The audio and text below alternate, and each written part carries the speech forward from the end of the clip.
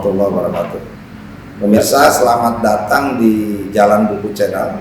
Kali ini kita akan berbincang-bincang buku dalam perspektif meningkatkan perubahan kualitas manusia.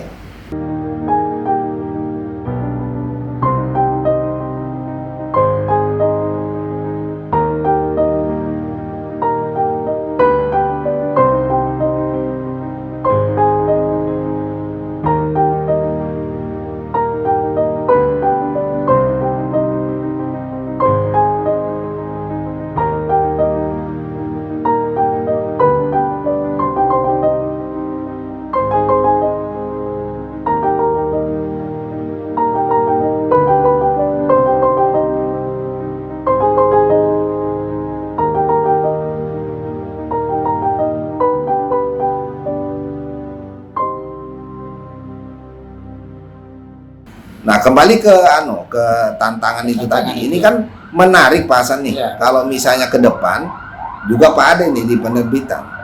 Itu kan sering orang bilang bahwa minat baca turun, minat baca turun gitu kan? Betul. Artinya kan mestinya buku sudah tidak dihitung lagi, tidak dipertimbangkan sebagai kebutuhan. Betul sekali. Kan gitu kan? Betul. Nah, bagaimana kita dari pihak-pihak terkait ini, dari penulis, dari editor, dari penerbit, apa gitu loh, menyongsong ini nih, atau mengatasi persoalan ini, gitu loh. Jangan sampai kita kalah saingan dengan non buku itu. Betul. Buku yang dalam artian buku yang sesuai perkembangan zaman, gitu loh. Itu bagaimana antisipasinya Pak Hasan? Ya, memang sekarang ini kalau misalnya kita menulis buku, sekarang banyak sekali tawaran di media online itu. Kirimkan naskah Anda ke kami, dalam waktu 1 minggu terbit dan bisa dijual untuk bahkan seluruh dunia disebut itu dalam iklan mereka itu.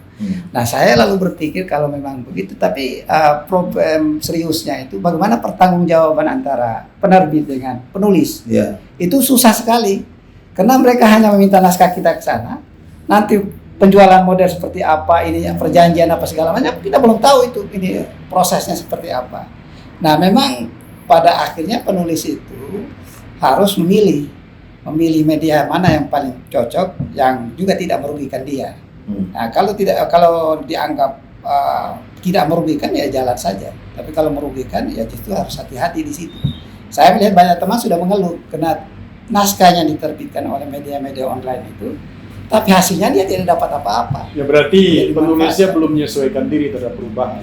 Ya, mungkin saja caranya dia belum mengerti. Selama ini menulis buku itu ya karena sering langsung ketemu dengan person to person. Ya. Sementara sekarang ini kita tidak lagi berhadapan dengan person to person, tapi berhadapan dengan teknologi. Yang itu electronic system. Seharusnya ketika dia menyerahkan buku, kita lihat dulu sistem yang ada di sana itu seperti apa, model perjanjiannya. Kalau dia bilang diserahkan, maka kita pada saat yang sama akan menerima apa, seharusnya itu harus kita pelajari. Karena menurut saya dalam era teknologi sekarang ini justru banyak sekali itu tadi digunakan juga kesempatan bagi para pihak yang memang memiliki moral lazat, gitu, sehingga merugikan. Nah, maksud saya perubahan yang harus dilakukan pun harus secara radikal dan juga dikerjakan secara berhati-hati juga. Tapi polanya itu kan seperti kios lapak. Jadi memang ada perjanjian, isi perjanjiannya semuanya lengkap, alamatnya juga lengkap. Tapi kan susah dipertanggungjawabkan alamat itu. Sama dengan lapak itu, alamat hari ini di sini, besoknya udah pindah dia. Jadi kita mau kemana? Itu kan pencuri gitu. Identitas tidak lengkap. Itu yang menjadi apa? Misalnya saja begini. Titik lemah dalam setiap ada saja. Pasti ada saja. Tapi maksudnya yang Pak Derwanto itu gini loh. Sesulit apapun perkembangan itu, mestinya itu diantisipasi. Benar. Supaya ikut di dalamnya. Di dalam dunia perubahan. Tidak tergilas oleh perkembangan yang tadi itu. Termasuk diantaranya adalah persoalan regulasi. Dulu ada undang-undang tentang buku, ya kan? Ternyata macet juga regulasi itu. Itu kan regulasi itu dalam rangka melindungi semua pihak, sehingga tidak secara bebas orang itu langsung bikin apa tadi itu, penerbit dan atau menjual buku kemudian tidak ada perlindungan hukum bagi sang penulis. Ya. Oleh karena itu menurut saya dalam perkembangan teknologi semakin maju ini, justru undang-undang perbukuan yang sudah ada di DPR itu harus segera mungkin. Ya. Karena nyatanya buku elektrik, buku digital sudah dilakukan oleh para penulis, Ya. sudah banyak makan korban, begitu maksudnya. Betul sekali. Bahkan sebelum itu juga sudah makan korban banyak sekali. Ketika misalnya di IKAPI terjadi diskusi hebat berkaitan dengan pembajakan buku. Pembajakan buku tidak bisa diselesaikan oleh IKAPI maupun oleh penegak hukum. Tapi menurut saya dengan perkembangan teknologi ini, kalau ada undang-undang yang melindungi, maka tidak bisa, itu tindakan pembajakan itu bisa dikurangi. Ya, Misalnya orang betul. mau cari buku di mana melalui sarana elektronik, kalau orang mau buka, misalnya buka perpustakaan atau penerbit, itu harus kemampuan keuangannya juga diukur, segala macam lah ya. Nah, itu mungkin perlu juga dibicarakan secara khusus menurut saya oleh IKAPI. Ya. Oke, Tidak bisa bahasan secara- Pak ya. Anderwanto. Jadi semakin menarik ini diskusi kita sebenarnya. Kalau kita teruskan mungkin nggak selesai 30 menit lagi ke depannya. Ya. Nah, jadi kita perlu barangkali Pak belajar dari Menyesuaikan diri ya. belajar dari yang sekarang ada apa itu Lazada ya, Ya, Lazada. apa Tokopedia, ya kan, Ya. atau ojek ya online itu ya. Ya. Nah, saya kira perbukuan juga ikut Masih ikut ke begitu. sana, Betul. menyesuaikan sana sehingga tidak ada lagi yang dirugikan. Betul. Kan itu mereka juga kan apa Atau mungkin akuntabel, ada, kan. saya juga kemarin pernah diskusi dengan Pak Tarmizi, itu orang perkembangan teknologi itu sangat maju. Ketika ada teknologi, misal untuk mengendari mobil, uji SIM itu, Ya, kan masuk dalam sebuah ruangan, seolah orang sudah berada dalam kelas, simulator. Nah itu mungkin kalau seandainya ada perpustakaan yang bisa seperti simulator, begitu masuk dalam ruangan, duduk di dalam sebuah kendaraan, Ya. simulasi, seolah-olah di Tapi intinya kan kita sepakat bahwa Ya. perubahan ke depan itu akan kita ikuti, Betul. akan kita sesuaikan, Betul. gitu kan, Betul. untuk kelangsungan dunia perbukuan ini.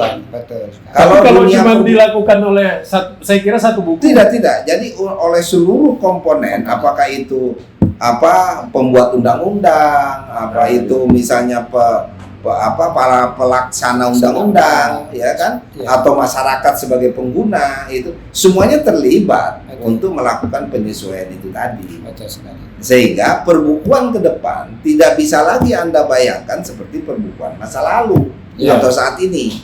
Betul. Nah, itu sudah melangkah jauh ke depan. Ya. Tapi kalau kita berharap pada calon presiden ini tampaknya Ya siapa yang mau perubahan, tinggal tergantung itu kan. Nah, gitu. Jadi tadi sama calon presiden yang manapun, siapa yang mau memperjuangkan perubahan di dunia perbukuan itu kan. Bahkan Gitu. misalnya sekarang itu untuk mencari elektabilitas seorang calon itu kan sekarang trennya itu kan survei. Ya. Tapi sekarang Google Trend itu juga dijadikan di Amerika baru-baru ini kan Iya. udah menggunakan, jadi survei itu udah ditinggal orang. Nah, Menggunakan Google Trend Iya. sebagai instrumen untuk melacak kecenderungan persepsi pemilih terhadap. tapi kan ada yang sembunyi dari survei itu kata Pak. Iya memang. Jadi itu Jadi ada titik lemah dan titik ini yang militan. Jadi maksudnya ada juga kekuatan-kekuatan yang anti Yang terhadap ya nah, artinya tidak semua iya, bisa dijangkau. Bisa dijangkau. betul. Ada Ya, juga. jadi secanggih apapun metodenya tetap ada Ya apalagi ini kan semua perbuatan. Kalau dia bilang itu hasil pengetahuan, Ya. pengetahuan. Betul. Tapi kalau saya bilang ya ini ya perbuatan manusia. Perbuatan manusia. Ya pastilah manusia yang lebih canggih. Ya. Manusia itu ya itu dia yang udah siap dengan otaknya yang diberikan oleh Allah, oleh Tuhan yang Maha Kuasa gitu ya, untuk bagaimana merawat alam semesta ini dengan sebaik-baiknya. Betul. Saya kira pemirsa ini pembicaraan ini cukup menarik. Mudah-mudahan ada manfaatnya untuk pemirsa, khususnya adalah untuk masyarakat perbukuan di Indonesia. Saya kira begitu. Billahi taufiq wal hidayah. Wassalamualaikum warahmatullahi wabarakatuh. Waalaikumsalam warahmatullahi wabarakatuh.